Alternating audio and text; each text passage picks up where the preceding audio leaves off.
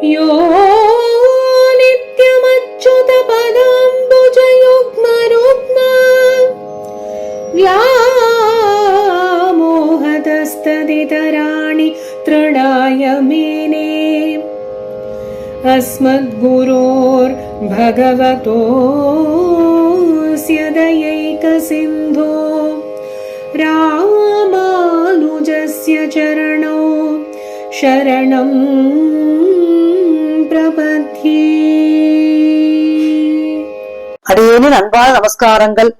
திருக்கோளூர் பெண்பிள்ளை ரகசியம் அப்படிங்கிற அற்புதமான தலைப்புல இதுவரைக்கும் 70 வார்த்தைகளை அந்த அம்மையார் சொல்லி, அந்த அம்மையார் வரையில் நான் உங்களுக்கு எடுத்து சொல்லி இப்படி நிறைய விஷயங்கள் அனுபவிச்சோம் இல்லையா? இன்னைக்கு 71வது வாசகம். என்ன வாசகம் தெரியுமோ? சூளுறவு கொண்டேனோ திருக்கோட்டியூரா போலே அப்படிங்கிற அற்புதமான வாசகம். இப்படி இந்த இடத்துல சூளுறவு அப்படின்னா என்ன? சூளுறவுன்னா கட்டளை ஏறுறது, இல்லைன்னா ஒரு சத்தியம் செய்துட்டு அந்த சத்திய வழியில நடக்கிறது, அந்த தர்மத்தை மீறாமல் இருக்கிறது. இதுக்கெல்லாம் தான் அதுக்கு அர்த்தம். அப்போ அந்த அற்புதமான அந்த தர்ம நெறியை கடைபிடித்த ஒரு ஆச்சாரியன் யார் அப்படிங்கறத இன்னைக்கு பார்க்க போறோம். இவர் யார் தெரியுமோ? இவரும் போன பாகத்துல நம்ம திருமலையாண்டான் ஒருத்தரை பார்த்தோம் இல்லையா? ஆளவந்தா சுவாமிகளோட சிஷியன். அவரோட சிஷியன் தான் இவரும். இவர் பேரு திருக்குறுகை பிரான் அப்படிங்கிறது இவரோட பேரு. குரியேசன்னு சொல்லுவா. இவர் தான் பிற்காலத்து திருக்கோஷூர் நம்பி அப்படின்னாதான் இவர் ரொம்ப பிரசித்தி. ஏன்னா திருக்கோஷூர் அப்படிங்கிற இடத்துல அற்புதமாக அவதரித்த ஒரு மகனியர். அவரை பத்தி தான் நம்ம அனுபவிக்க போறோம். வாருங்கோ. இவர் என்ன சூழலை எடுத்தார், என்ன சத்தியம் செய்தார், எது சத்தியம் மாறாமல் நடந்து கொண்டார். இது கூட ஒரு சரணாகதியா அப்படின்னு திருக்கோளூர் ரொம்ப அழகா எடுத்து சொல்றா. அதுவும் யார் இடத்துல? ராமானுஜர் இடத்துல. ஏன்னா ராமானுஜரோட இவர் ஆளுங்காச சிஷியர் இல்லையா? ராமானுஜருக்கு ஆச்சாரியன், திருமுடி சம்பந்தப்படி ஆச்சாரியன் தான் இவரும். இவர் என்ன பண்ணாரு தெரியுமோ? இவர் இன்னொரு விதத்துல ரொம்ப பிரசித்தி. எது தெரியுமோ? 18 முறை ராமானுஜரை திருக்கோஷூருக்கு நடந்தாலும் நான் எல்லா வைபவங்களும் சொல்லிட்டே இருப்பேன். அதை இன்றைக்கு முழுவதுமா நம்ம பார்க்க போறோம். 18 முறை எப்படி நடந்த, எதற்காக நடந்த, இந்த திருக்கோஷியர் யார் அப்படிங்கறத இன்னைக்கு திருக்கோளூர் பெண்பிள்ளை மூலமாக அடியேன்னு எடுத்து சொல்ல போறது. எல்லாரும் கேட்க போறீங்க. வாங்கோ. எந்த ரோமனுபகவோலோ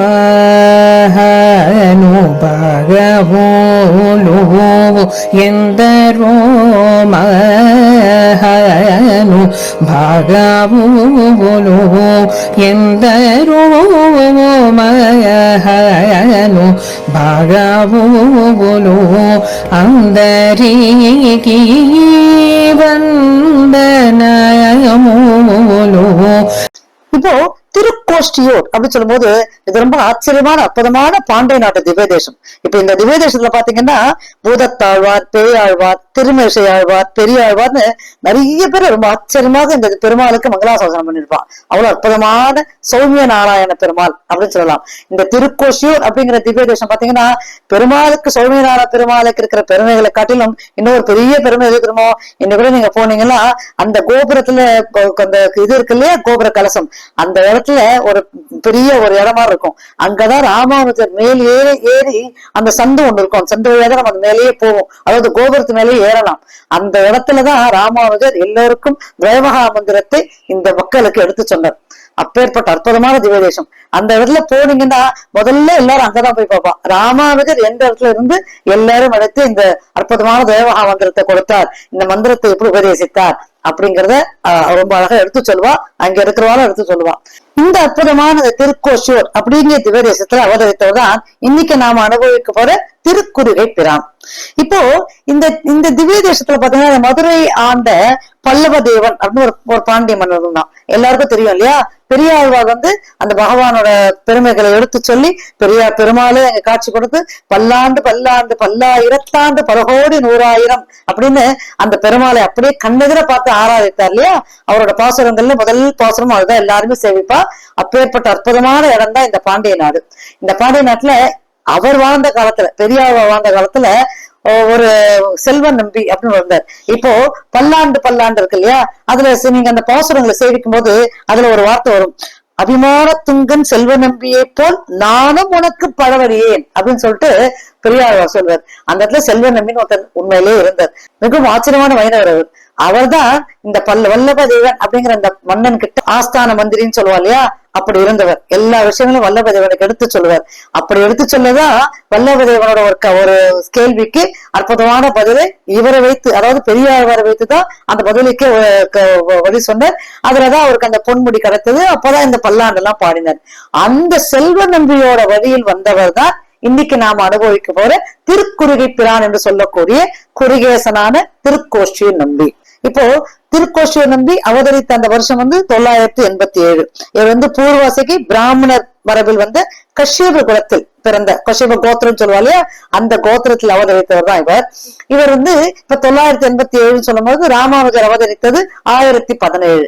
அப்ப கிட்டத்தட்ட பாத்தீங்கன்னா ஒரு 30 வருஷத்துக்கு மூத்தவர் இவர். ஏன்னா திருமுடி சம்பந்தப்பட்ட ஆச்சாரியன் இவ எல்லாருமே பாத்தீங்கன்னா திருமலை ஆண்டான் போன்ற சிஷியர்கள், திருக்கோஷ்டியூர் நம்பி எல்லாருமே ஆளவந்தார் சிஷியர்கள். இப்ப இந்த இடத்துல முக்கியமா ஆளவந்தார் சுவாமிகளுக்கு முக்கியமாக ஒரு 26 சிஷியர்கள் இருந்தா.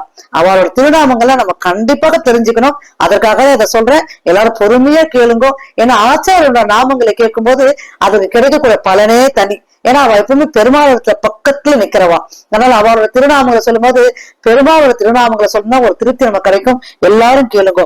பெரிய நம்பி சுவாமிகள், பெரிய திருமலை நம்பி, திருக்கோஷ்டியூர் நம்பி, திருக்கச்சி நம்பி, மாரநேர நம்பி, திருமாலை ஆண்டான், தெய்வவாரி ஆண்டான், வானமாமலை ஆண்டான், ஈஸ்வர் ஆண்டான், ஜீயர் ஆண்டான், ஆளவந்தார் ஆழ்வான், திருமோகூரப்பன், திருமோகூர் நின்றார், தேவப்பெருமாள், திருவரங்க பெருமாள் அரையர், திருக்குறு குருதாசர், வடமதுரை கோவிந்ததாசர், நாதமுனி தாசர், வகுலாபரண சோமயாஜியர், அம்மங்கி பெருமாள், ஆட்கொண்டி, திருவரங்கத்தம்மன், இவாள் தான் 22 அற்புதமான சிஷ்யர்கள். அவருக்கு நிறைய சிஷ்யர்கள் ஆளவந்தா சுவாமிகளுக்கு.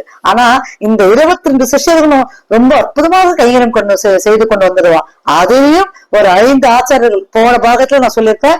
இந்த 5 பேர், அதாவது பெரிய நம்பி சுவாமிகள், பெரிய திருமலை நம்பி சுவாமிகள், திருமலை ஆண்டான் சுவாமிகள், திருக்கோஷ்டியூர் நம்பி, திருவரங்க பெருமாளர், இவ 5 பேரையும் ஆளவந்தா சுவாமிகள் ரொம்ப ஸ்பெசிபிக்கா கூப்பிட்டு அவளுக்கு நிறைய விஷயங்களை கற்றுக் கொடுத்து அந்த விஷயங்களை ராமாயணத்தில் கடத்தக்கூடிய அந்த வைபவத்தை ஏற்படுத்தி கொடுத்தது அவர்தான். அவர்தான் இந்த 5 திருமுடி சம்பந்தப்பட்ட ஆச்சாரியர்கள் நியமித்தார். அவர்தான் ராமானுஜருக்கு எல்லாத்தையும் கற்றுக் கொடுத்தவான். இப்ப இந்த இடத்துல போன பாகத்துல திருமலையாண்டான் இடத்துல அவர் பாசுரங்கள், அதாவது திருவாய்மொழி பாசுரங்களுக்கு அதற்குண்டான விளக்கங்கள் அதெல்லாம் அவர் திருமலையாண்டல பெற்றுக்கொண்டார் இல்லையா. அதே மாதிரி பெரிய திருமலை சுவாமிகள் ராமாயணம் கத்துக் கொடுத்தார். பெரிய நம்பி சுவாமிகள் பஞ்ச சம்ஸ்காரம் செய்து வைத்தாலாம் பார்த்தோம். இன்னைக்கு நாம் அனுபவிக்கிற திருக்கோஷி நம்பர் என்ன கொடுத்தா திரும்ப துவயமகா மந்திரம் சரம ஸ்லோகம். இதற்குண்டான அர்த்தங்களை இந்த திருக்கோஷ்டியூர் நம்பிக்கை அவர் எடுத்து சொல்லி இதெல்லாம் ராமாயணத்தில் கொடுக்க வேணும் அப்படின்னு நிர்ணயித்துதான் பரமபதிச்சரவர். இதை சொன்னவர் யார் தெரியுமோ? பெரிய நம்பி சுவாமிகள். பெரிய நம்பி சுவாமிகள் ராமானுஜருக்கு பஞ்ச சம்ஸ்காரம் செய்து வைத்தவொன்னு கூப்பிட்டு இந்த மாதிரி ஆளவந்தா சுவாமிகள் எங்களை இந்த மாதிரி விஷயங்கள் தான் நியமித்திருக்க, நீ இப்பயே திருக்கோஷ்டியூருக்கு போய் அந்த சுவாமியோட திருமாளிகைக்கு சென்று அவரிடத்தில் கைங்கரியம் செய்து இதையெல்லாம் பெற்றுக்கொள். ஏன்னா ஆளவந்தா சுவாமிகள் இதுக்குதான் அவரை நியமிச்சிருக்கார் அப்படின்னு சொன்னார் பெரிய நம்பி சுவாமிகள். அவர் ஏற்கனவே ஸ்ரீரங்கத்துல ஜெயரா இருந்தார் இல்லையா. இப்போ ஸ்ரீரங்கத்திலிருந்து புறப்பட்டு போனா திருக்கோஷ்டியூருக்கு. நிறைய நாட்கள் இதை சொல்லியிருப்பேன். இப்ப திருக்கோஷ்டியூருக்கு ஸ்ரீரங்கத்துல இருந்து புறப்பட்டு போனார் அப்படின்னு சொல்லும் போது ஏதோ வண்டி காரெல்லாம் வச்சு உடனே ஒரு ரெட் பஸ் எல்லாம் புக் பண்ணி அப்படி எல்லாம் போக முடியாது. அப்படிலாம் கிடையவே கிடையாது. அந்த காலத்துல எல்லா இடத்துக்கும் முழுவதுமா நடந்து போகணும். இல்லைன்னா குதிரை வண்டி, அந்த வண்டி, இந்த வண்டிக்கு அதெல்லாம் போறாலே அதுல எழுதி போகணும். ஆனா ராமானுஜர் எல்லாம் போக முடியாது இல்லையா. ஏன்னா அவர் ஜிய சுவாமிகளாச்சே. அதனால எல்லாரும் நடந்தேதான் போவார். பாவம் அவரு ஸ்ரீரங்கத்துல இருந்து புறப்பட்டு திருக்கோஷ்டியூருக்கு நடந்து போனோம்னா எவ்வளவு தூரம் ஆகும் பாருங்க. நடந்து போயிட்டு இப்ப திருக்கோஷ்டியூர் அப்படின்னு சொல்லும் போது அது ஒரு மெயின் பிளேஸ். இப்ப அங்கேருந்து அவரோட திருமாளிகை ஒரு 2 கிலோமீட்டர் தொலைவில் இருக்கும். என்ன பண்ணுவார் தெரியுமா ராமானுஜர்? நேரா திருக்கோஷ்டியூர் அந்த மண்ணை தன் காலால விதைச்சு போக கூடாது. ஏன்னா அங்க இருக்கிறது ஒரு மிகப்பெரிய ஆச்சாரியன் இல்லையா. எவ்வளவு அற்புதமான துவைமகா மந்திரத்தையும் சர்மசோகத்தையும் கொடுக்க போறாரு. அவர்கிட்ட தானே வாங்கிக்கணும். நியமிச்சிருக்காரு ஆளவந்தா சுவாமிகள். அவர் எப்படியும் கொடுத்துருவார். முதல்ல ராமானுஜர் போகும்போது ஏற்கனவே சொல்லியிருக்கிற ஆளவந்தா சுவாமிகள் கண்டிப்பாக நமக்கு கொடுத்துருவார் அப்படிங்கிற ஒரு நம்பிக்கையில தான் அவர் திருக்கோஷ்டியூருக்கு புறப்பட்டார். ஆனா திருக்கோஷ்டியூர் நம்பி அப்படி கிடையாது. இப்ப ஒரு விஷயம் சொல்ல தெரியுமா? பாத்திரம் அறிந்து பிச்சை கொடு அப்படின்னு சொல்லுவா இல்லையா. சோ யார் கேட்கிறாலும் அவ அதுக்கு தகுதியானதாக இருந்தா மட்டும்தான் செய்யணும் அப்படிங்கிற எண்ணத்துலதான் அவர் ஆளவந்தார் சுவாமிகள் கிட்ட அந்த துவய மகா மந்திரத்தையே பெற்றுக்கொண்டிருக்கார். யாரு? திருக்கோஷி நம்பிகள். அவர் இப்ப ஆளவந்தார் சுவாமிகள் எல்லாருக்கும் அவரால் முடிஞ்ச வரைக்கும் அவர் கொடுத்தார். அவர் இந்த அளவுக்கு ஸ்ட்ரிக்ட் ஆபீசரா இல்ல. ஆனா திருக்கோஷி நம்பிகள் அப்படி கிடையாது, ரொம்ப ஸ்ட்ரிக்ட் ஆபீசர். அவர் என்ன பண்ணார்? துவய மகா மந்திரத்தை வாங்கிட்டு யாருக்கு கொடுக்கணுமோ, யார் கேட்கிறாளோ அப்போ அதுக்கு தகுதியானவளாக அவர் இருக்கணும் அப்படிங்கறத அவர் அந்த மந்திரத்துக்கு கொண்டால அவர் அந்த மந்திரத்துக்கு அப்படிதான் மரியாதை கொடுக்கணும் நினைச்சுட்டு இருந்தார். அவர் அப்படிதான் இருந்தோம், எல்லாருக்கும் கொடுக்க மாட்டார், யாருக்கும் அவர் செய்தது கிடையாது. இப்ப இந்த இடத்துல ஆளவந்தா சுவாமிகள் சொல்லிட்டு போயிருக்காரு இல்லையா, ராமானுஜர் அப்படி வரும்போது அவருக்கு குருன்னு சொல்லிட்டு போயிருக்காரு. ஆனா அவரை பத்தி இவருக்கு ராமானுஜர் பத்தி எதுவுமே தெரியாது திருக்கோஷியர்களுக்கு. என்ன ஆச்சுன்னா, இப்ப ராமானுஜர் புறப்பட்டாரா, நான் சொன்ன மாதிரி திருக்கோஷியூர் அப்படிங்கிற அந்த இடத்துல இருந்து அவருடைய திருமாளிகை ஒரு 2 கிலோமீட்டர் தொலைவில் இருக்கும். என்ன பண்ணுவார் தெரியுமா ராமானுஜர்? அந்த திருமாளிகை 2 கிலோமீட்டர்ல தன்னுடைய கால் படக்கூடாது, ஏன்னா பார்க்க போறது மிகப்பெரிய ஆச்சாரியான. அதனால என்ன பண்ணுவார் தெரியுமா, நெடுஞ்சானா அப்படியே விழுவார் அந்த நிலத்துல. அந்த 2 கிலோமீட்டர் தொலைவில் முதல்ல அப்படி நெடுஞ்சானா விழுவார். அப்படி எழுந்து நிற்கும் போது அவர் தலை எந்த இடத்துல இருந்ததோ தன்னோட காலை அந்த இடத்துல எழுந்து அந்த காலை தாண்டி அந்த தலை இருந்த இடத்துல காலை பதிச்சு, ஏன்னா அவர் தலை இருந்தது அந்த இடத்துல காலை வச்சு திரும்ப நெடுஞ்சானா விழுவார். இத மாதிரி சேவிச்சுட்டே போன அவர் கால் அந்த பூமியில நேரடியாக படக்கூடாது அப்படிங்கிறது ரொம்ப தீவிரமா இருந்து சேவிச்சுட்டே போனார். நேர என்ன பண்ணார், முதல்ல கூட்டின்னு போகும்போது கூலத்தாழ்வானையும் உதவியாண்டாம் சுவாமி கூட்டிகிட்டே போயிட்டார். ஏன்னா கொடுத்து சொல்லிட்டார் சுவாமி, போனோமா திருமந்திரம் உடனே கிடைச்சிடும் அப்படின்னு போனார். ஆனா அங்க இருக்கிறது மிகப்பெரிய ஆபீசர் அப்படின்னு அவருக்கு தெரியாது, அப்பேற்பட்ட நம்பிக்கை ஆச்சவர். அதனால என்ன பண்ணார், இவர் பாட்டுக்கு அவர் போனார். நேரா அவர் போய் நின்ன யாருக்கிட்ட, திருக்கோஷர் கிட்ட. சுவாமி ராமானுஜன் வந்திருக்கேன், ராமானுஜனுக்கு ஆளவந்தா சுவாமிக்கு சொன்னது மாதிரி உங்களிடத்துல துவயமகா மந்திரம் சர்வஸ்லோகம் ஏற்றுக்கொள்ளணும் வந்திருக்கேன் சுவாமி அப்படின்னு சொல்லும் போது, அப்ப இவர் பார்த்தாராம். யாரு?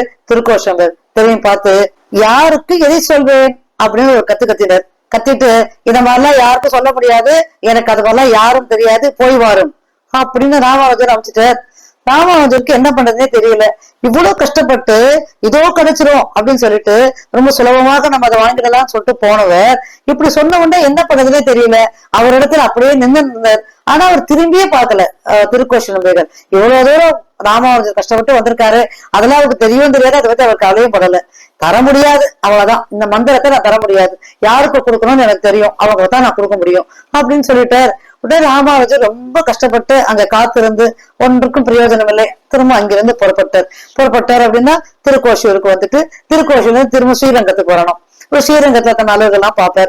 திரும்பவும் அடுத்த நாள் என்ன பண்ணுவார், அடுத்த நாள்ல இப்ப இந்த டிராவல் டைம் இருக்கு இல்லையா, ஏன்னா இங்கேருந்து அவ்வளவு தூரம் நடந்து போகணுமே, ஸ்ரீரங்கத்துல இருந்து திருக்கோஷியூருக்கு நடந்து போகணும், அங்கேருந்து திரும்ப கால் பதியாம 2 கிலோமீட்டர் நடக்கணும்னா அப்ப அதுக்கு நேரம் வேணும் இல்லையா. திரும்ப சிறிது நாட்கள் கழித்து ஒரு நாள் திசை முடிவு பண்ணிப்பார். அந்த நாள் திரும்ப புறப்பட்டு போவார். ஸ்ரீரங்கத்துல இருந்து புறப்பட்டு திரும்ப திருக்கோஷியூர் போவார். இந்த மாதிரி ஒரு தடவை 2 தடவை இல்ல, 18 முறை நடந்தார். இந்த 18 முறை நடக்கும்போது ஒரு முறையும் என்னெல்லாம் சொல்ல இருந்தேன் தருமா, அகம்பாவத்தை விட்டவருக்கு தான் கொடுப்பேன். ராமாவதற்கு அகம்பாவம் இருக்கா இல்லையே, ஆனா அடியே அப்படிங்கிற அந்த வார்த்தை இருக்கு இல்லையா, பஞ்சசம்ஸ்காரம் பண்ணும்போது நம்மளோட நாமங்களை நமக்கு என்ன பேர் வச்சிருக்காலோ அந்த பேரை சொல்லக்கூடாது. ஏன்னா நாம நமக்கு வச்சிருக்கிற பேர் இந்த சைவத்துக்கு உண்டான பேர். அப்ப நாம பகவானுக்கு இல்ல ஆச்சாரனுக்கு நம்ம யாரு, அடியேன் ராமானுஜன் வந்திருக்கேன் அப்படின்னு அவர் சொல்லல. ராமானுஜன் வந்திருக்கேன்னு ஒரு வார்த்தை சொல்லிட்டாரோன்னு அடியேன் சொல்லலையே, அதனால அவரை திருப்பி அமைச்சார். அப்போ அகம்பாவம் கூடாது, ஆணவம் கூடாது, தான் என்ற மமதை கூடாது, நான் என்ற யாரும் புரிஞ்சுக்கணும். இப்படி இத்தனை விஷயங்களை அவர் 18 விதமான விஷயங்களை அவரிடத்திலிருந்து எடுத்து எடுத்து எடுத்து, ஏன்னா மகாமந்திரம் அப்படின்னு அவர் நம்புறார். அவ்வளவு பெரிய மகாமந்திரத்தை நம்ம உச்சரிக்காத ஒரு ஆச்சாரங்கிறது வாங்கும்போது அதற்குண்டான நியமனிஷோட நாமளும் இருக்கணும் இல்லையா, நம்ம மனசும் அதுக்கு பக்குவப்படணும். அவர் அதை பக்குவப்பட்டுதான் அந்த மந்திரத்தை ஆளவந்தா சுவாமிகிட்ட பெற்றிருக்காரு இல்லையா. மகாமந்திரத்துக்கு பக்குவப்படணும் அப்படிங்கிற எண்ணத்துலதான் அந்த அளவுக்கு அவரால் முடிஞ்ச வரைக்கும் அமைச்சுட்டே இருந்தார். ராமானுஜர் 17 வரை திருக்கோஷியூருக்கு யார் நடந்து போயிட்டு வந்துட்டார். இப்ப ஒரு நாள் அவர் அவரோட ஆசிரமத்துல அவரோட திருமாலைகளை இருந்தார். அந்த சமயத்துல ஒரு சிஷியர் வந்தார். அவர் திருக்கோஷியூர் நம்பியர் பக்கத்துல இருக்கக்கூடிய சிஷியர் தான். அவர் வந்தார். அவர் இடத்துல ராமானுஜர் சொன்னாராம், பொன்னாழி கையிற்கு பூந்துவாய் முடியாருக்கு இங்கு என்னாவது ஈடெடுத்தல் தகவல் என்று எம்பீரோ அப்படின்னு நம்ம தேன் சொற்ற வார்த்தைகளால அந்த பாசுரங்களை ரொம்ப ஆச்சரியமாக அந்த பெருமாளுக்கு செவிச்சிருப்பார். இது நம்மாழ்வார் பெருமாளுக்காக சொல்லியிருப்பார். இந்த மாதிரி உன்னை விட்டு நான் பிரிஞ்சு இருக்கேனே, எனக்கு நீ கை கொடுக்க கூடாதா அப்படிங்கிற மாதிரியான பாசுரம். இந்த பாசுரத்தை சொல்லிதான் அந்த ஸ்ரீ வைஷ்ணவர்கிட்ட சொன்னாராம், இத மாதிரி ஆச்சாரம் நடத்துட்டு சொல்லக்கூடாதா, இத்தனை தடவை நடந்து இத்தனை தடவை வந்தனே, என்ன ஆச்சாரம் தரிசனம் பண்ண என்னால முடியலையே அப்படின்னு ரொம்ப கஷ்டப்பட்டு மனசு வருத்தப்பட்டு சொன்னாராம். இந்த ஸ்ரீ வைஷ்ணவர் என்ன பண்ண, இங்க ராமானுஜரை சேவிச்சுட்டு நேரா திருக்கோஷூருக்கு போய் அந்த ஆச்சார இடத்துல ராமானுஜர் சொன்னதையும் சேர்த்து விண்ணப்பித்தார். இப்பதான் திருக்கோஷூர் நபர்களுக்கு புரிஞ்சது, ஓஹோ இந்த அளவுக்கு அவருக்கு அந்த இன்பம் உண்டானதா, இந்த திருமந்திரத்துக்காக இத்தனை காத்துன்னு இருக்காரா ராமானுஜர், சரி அவரை வர சொல்லு. அவன் எப்படி வர சொன்ன தெரியுமோ, திருதண்டத்தோடையும் பவித்திரத்தோடையும் அவனை வர சொல்லு அப்படின்னு சொல்லி அனுப்பினார். இப்ப ராமானுஜர் என்ன பண்ணாரு தெரியுமோ, நேரம் ரொம்ப சந்தோஷமா புறப்பட்டு வந்தார். ஏன்னா சொல்லிட்டாரு ஆச்சாரியன், அப்போ கிடைச்சிடும் அப்படின்னு சொல்லிட்டு திருதண்டம் அப்படின்னு நினைச்சுட்டு இருக்கிற கூரத்தாழ்வானையும் பவித்திரம் அப்படின்னு நினைச்சுட்டு இருக்கிற முதலை ஆண்டானே, ஏன்னா அவர் தான் அவர் சொன்னார். அவர் சொன்னது உண்மையிலேயே திருதண்டம் பவித்திரம். ஆனா ராமானுஜர் திருதண்டமாக நினைத்திருந்த கூரத்தாழ்வானையும் பவித்திரமாக நினைத்திருந்த முதலை ஆண்டாம் சுவாமிகளையும் சேர்த்து அழைச்சிட்டு போனார். இந்த இடத்துல போன உடனே அவருக்கு ஆச்சரியமா போயிருந்தான். யாருக்கு? திருக்கோஷிற்கு. நாம தனியா அவரை சொன்னா இந்த மாதிரி 2 பேரையும் கூட்டின்னு வந்திருக்கீங்களே அப்படின்னு சொல்லும்போது அப்பயும் ராமானுஜர் எடுத்து விளக்கி சொன்னாராம், இவங்க 2 பேரும் இல்லாம எனக்கு இந்த சன்னியாச தர்மமே கிடையாது அப்படின்ற அளவுக்கு சொன்னாராம். அதை கேட்டு ரொம்ப பெருமைப்பட்டார் ஒரு விதத்துல. அதே சமயத்துல சிறிது காலம் இன்னும் பொறுத்திருந்து காத்து இருக்க சொன்னார். என்ன சந்தேகம் பண்ண தெரியுமா, ராமானுஜர் காத்துன்னு இருக்கார். எப்படி காத்துன்னு இருந்தாருன்னா, ஒரு வாய் தண்ணி குடிக்காம உணவே இல்லாமல் அந்த திருமந்திரத்தை வாங்காமல் நான் உண்ண மாட்டேன், உறங்க மாட்டேன், எதுவும் சாப்பிட மாட்டேன் அப்படின்னு காத்திருந்த அவரோட திருமாளிகளே. அப்படியே காத்திருந்த 9 நாள் ஆயிடுச்சு. ராமானுஜர் ஒரு தண்ணி கூட குடிக்கல. இது ஆச்சாரியனுக்கு தெரியும். யாருக்கு? திருக்கோஷூருக்கு தெரியும், நம்பிகளுக்கு தெரியும். தெரிஞ்சாலும் கூடாது, கொடுக்க மாட்டேன் அப்படின்னு அவர் சொல்லிட்டு இன்னும் கொஞ்சம் இருக்கட்டும், காத்திருக்கட்டும், இந்த திருமந்திரத்துக்கு அவன் இன்னும் சரிப்பட்டு வருவாரா, இன்னும் அவருக்கு சரியானவர் தானா அப்படிங்கறத அவர் கண்டுபிடிக்கணும். அதுக்காக அவருக்கு எதுவுமே செய்யல, கொடுக்கவே இல்லை. ராமானுஜர் 9 நாள் தண்ணி கூட குடிக்காம இருந்ததுனால அப்படியே மயக்க நிலையில போயிட்டார். உடனே அங்க இருந்தவெல்லாம் நம்பிக்கை சுவாமி கிட்ட வந்து, இந்த மாதிரி ராமானுஜரை இவ்வளவு தூரம் வரவழைச்சிட்டு நீங்க இந்த மாதிரி பண்ணலாமா அப்படின்னு சொல்லி அவர்கிட்ட போய் கெஞ்சணும்னு அவர் சொன்னாராம். சரி போனா போகட்டும், தண்ணீர் வேணாலும் அறிஞ்சு போகட்டும் அப்படின்னாராம். சரி தண்ணீர் அருந்ததுக்கு ஏதோ உத்தரவு கொடுத்தாருன்னு சொல்லிட்டு அங்கிருந்தவரா சேர்ந்து ராமானுஜருக்கு துளசி தீர்த்தத்தை கொடுத்து அவரை சமாதானப்படுத்தி அவரை எழுப்பி உட்கார வச்சான். அது வரைக்கும் தான் இருந்து உட்கார்ந்தார். அதுக்கப்புறம் உணவு உணலையே, ஏன்னா ஒரு 10 நாள் உணவே இல்லை அப்படின்னா இப்ப சன்னியாசிகள்லாம் ரொம்ப கொஞ்சமா தான் சாப்பிடுவா. அப்படி இருந்தாலும் நம்ம சரீரத்துக்கு நடக்கணும்னா நமக்கு அந்த உணவு தேவை இல்லையா, அதுவும் சாப்பிடாம ஒரு நிச்சலமா இருந்தாரு இவர். அப்புறம் அதை பார்த்து ரொம்ப வருத்தப்பட்டு அதுக்கப்புறம் வேற என்ன பண்ண, திருக்கோஷி நம்பிகள் ராமானுஜர் தன்னிடத்தில் அழைத்தார். 18வது முறை ரொம்ப கஷ்டமா போயிடுது.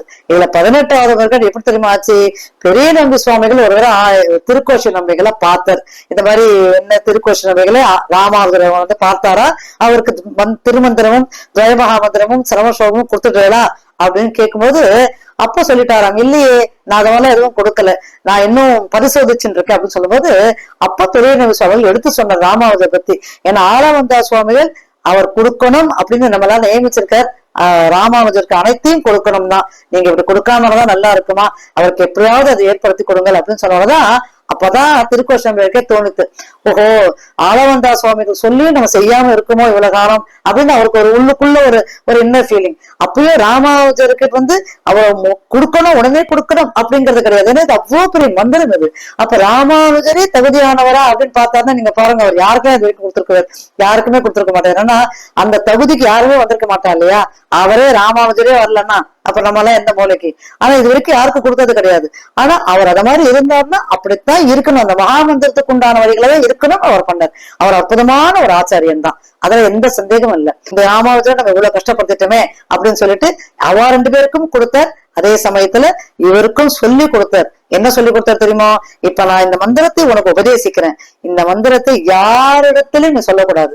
ஏன்னா இது முக்கியமான மந்திரம், அற்புதமான மந்திரம், இது மகா மந்திரம். இந்த மந்திரத்துக்கு உண்டான வைபவங்கள், இந்த மந்திரத்தை நீ உச்சரிக்கும் போது அந்த பெருமாளிடத்துல நம்மளை கொண்டு போய் சேர்க்கக்கூடிய மந்திரம் இது. அப்போ இது யாருக்கு சொன்னாலும் அதற்கு அவர்கள் தகுதியானவர்களா அப்படிங்கறத பார்த்துட்டு, ஏன்னா இவர் 18 முறை அடக்க வச்சாரு இல்லையா, அப்ப இவரும் என்ன பண்ணணும், யாருக்காவது கொண்டு போய் சேர்க்கணும்னா ஒரு 18 முறை 20 முறை சோதித்து தான் கொடுக்கணும். அப்படி ஒரு வேலை நீ செய்யாம இந்த மந்திரத்தை உடனே நீ யாருக்கான கொடுத்தேன்னு வச்சுக்கேன், அந்த பாவம் உன்னை மட்டும்தான் வந்து சேரும். அதுவும் நீ ஆச்சாரிய நிஷ்டை வேற பண்ற, அதை பண்ணக்கூடாது அப்படின்னு அவருக்கு முழு ஒரு வாக்கியானம் கொடுத்ததுக்கு அப்புறம் தான் இந்த மந்திரமான ஓம் நமோ நாராயணாய அப்படிங்கிற மந்திரத்தை அவருக்கு கொடுத்தார். இப்ப இந்த மந்திரத்தை அவர் அவர்கிட்ட ஆச்சாரியன் கிட்ட இருந்து வாங்கிட்டார். இப்ப அடுத்தது என்ன பண்ண தெரியுமா, ராமானுஜர் யோசிச்சார். இவ்வளவு கஷ்டப்பட்டு இந்த அற்புதமான மந்திரத்தை ஆச்சாரியன் மூலமாக பெற்றுக் கொள்ளும் போது அந்த பெருமாளிடத்திலே கொண்டு சேர்க்கக்கூடிய அற்புதமான மந்திரம் என்னோடய நின்று போயிடலாமா? ஏன்னா இப்ப 18 முறை இவர் நடக்க வச்சு அவரை கஷ்டப்படுத்தி, இப்ப நானும் இதே மாதிரி கஷ்டப்படுத்தினா பகவான் கிட்ட யாரும் முன்னுக்கு வருவா? யாருமே பகவானை தேடிண்டு வரமாட்டா இல்லையா? இப்ப அவரை தேடிண்டு வரணும்னா முதல்ல அந்த மந்திரத்தை தெரிஞ்சுக்கணுமே, அப்புறம் தானே அவனிடத்துல, அப்புறம் தானே அவனுக்கு. அவன் ரொம்ப எளிமையானவன் இல்லையா? நாராயணன் ரொம்ப எளிமையானவன். யாரும் என்ன சொன்னாலும் எதுவுமே தேவையில்லை. உண்ணும் உணவு, பருகும் நீர், தின்னும் வெற்றலை எல்லாமே கண்ணனுக்கு அப்படின்னு நம்மாழ்வார் சொன்னார் இல்லையா? அந்த வழியில வந்தவர் தானே ராமானுஜர். அப்படி இருக்கும்போது அவனுக்கு பெருமாளுக்கு என்ன தேவை? ஒரு சொட்டு கண்ணீர் நம்ம விட்டாலுமே போதும், ஒரு துளசி எடுத்து அவன் காலில் போட்டாலே போதும், நாராயணான்னு ஒரு நாமத்தை சொன்னாலே போருமே. ஆனா ஆச்சாரியன் மூலயமா கிடைக்கக்கூடிய அந்த திருமந்திரத்துக்கு அதுக்கு இணையான வைபவம் எதுவுமே கிடையாது இல்லையா? அப்ப உடனே அவர் என்ன பண்ணாரு, இது எல்லோருக்கும் போய் சேரணும், எல்லோருக்கும் போய் சேர்னாதான் எல்லாரும் பகவானை தேடி வருவா இல்லையா? இது நமக்குள்ளேயே இருந்தா அந்த இடத்துலயே அப்படியே நின்று போயிடும், ஆச்சாரியிட்ட நின்று போயிடும் இல்லையா? இப்ப நாம பட்ட கஷ்டம் வந்து யாரும் படக்கூடாது அப்படிங்கறதுல ரொம்ப தெளிவா இருந்த ராமானுஜர் என்ன பண்ண தெரியுமோ, இன்னைக்கு நம்ம சொன்னோம் இல்லையா, திருக்கோஷ்டியூர் அப்படிங்கிற அற்புதமான திவ்ய தேசம் சௌமியநாராயண பெருமாள் கோயில். அந்த கோயில்ல நீங்க இன்னைக்கும் கூட நேர மேல போனீங்கன்னா கோயில் கோபுரத்துல நம்ம ஏற முடியும். சின்ன சந்து ஒண்ணு வச்சிருப்பா, அந்த சந்து வழியா உள்ள நுழைஞ்சு கோவில் கோபுரத்துல அந்த பால்கனி மாதிரி இருக்கும். அது அந்த இடத்துல நீங்க நின்று பாத்தீங்கன்னா அங்க கீழே எல்லாம் நடக்கிறதெல்லாம் தெரியும். அவர் என்ன பண்ண தெரியுமா ராமானுஜர், நேரா போனார், அந்த இடத்துல போய் நின்றார், எல்லாரையும் கூப்பிட்டார். இப்ப இந்த இடத்துல எல்லாரும் சொல்லுவா ஓம் நமோ நாராயண மந்திரத்தை எல்லாரும் சொல்லிட்டாருன்னு. அவன் அந்த மந்திரத்தை சொல்லவே இல்லை. அவர் என்ன பண்ண தெரியுமோ, அந்த இடத்துல இருந்து இந்த மந்திரத்தோட வைபவங்களை எடுத்து சொன்னார். இந்த மந்திரத்தினால என்ன பயன், இந்த மந்திரத்தை சொன்னா என்ன நடக்கும், அதுவும் ஆச்சாரியனுக்கு மூலியமாக அந்த மந்திரத்தை பெறும்போது அதுக்கு இருக்கக்கூடிய பலன்கள் என்ன அப்படிங்கறத எல்லாருக்கும் எடுத்து சொல்லி, யாரெல்லாம் அந்த அந்த வகையில நடக்கணுமோ அந்த பெருமாளிடத்துல போய் சேரணும், அவனுக்கு கைங்கரியம் பண்ணணும், அவனிடத்திலேயே நம்ம இருக்கணும்னு யாருக்கெல்லாம் தோன்றதோ அவனுக்கு இந்த உலக வாழ்க்கையிலிருந்து கொஞ்சம் கொஞ்சமாக பற்றெல்லாம் நீக்கி நம்மளோட கடமைகள்லாம் முடிச்சுட்டு நம்ம பற்றுகளெல்லாம் நீக்கி இந்த மந்திரத்துக்காகவே இந்த ஆச்சாரியத்தை யாரெல்லாம் வரணும்னு நினைக்கிறீங்களோ எல்லோரும் வாங்கோ, உங்களுக்கு இந்த மந்திரத்தை நான் கொடுக்குறேன் அப்படின்னு சொன்னார். என் ஆச்சார அனுகிரகத்துல அப்படின்னு சொன்னார். நிறைய பேர் வந்தா, ஏன்னா எல்லாரும் இப்படிப்பட்ட ஒரு ஆச்சாரியன் கிடைக்கணும் இல்லையா? காரே கருணை ராமானுசா இக்கடலிடத்தில் ஆரே அறிபவர் நின்னரின் தன்மை அப்படின்னு சொன்னாரே திருவரங்கத்த முதனார். அவருடைய ராமானுஜர் நூற்றந்தாதுல ராமானுஜர் போல ஒரு கருணை கடல் கிடைக்குமா? ராமானுஜருக்கு நாம் பெற்ற இன்பம் எல்லாரும் பெறணும் இல்லையா? எல்லாரும் இந்த பெருமாள் கிட்ட போய் நிக்கணுமே, எல்லாரும் இந்த பெருமாளுக்காக இருக்கணுமே, அந்த பெருமாள் இடத்துல போய் சேரணுமே, இந்த உலக பந்தங்களை விட்டுட்டு அந்த பெருமாளோட சிந்தனையிலே இருக்கணுமே. அப்படின்னா அதுக்கு இந்த மந்திரம் நிச்சயம் முக்கியம் இல்லையா? அதனால எல்லாருக்கும் கூட்டு கொடுத்தார். இதே மாதிரி எல்லாருக்கும் கொடுத்தாரா? இந்த விஷயம் யாருக்கு தெரிஞ்சிருது? திருக்கோஷ நம்பிக்கை தெரிஞ்சிருது.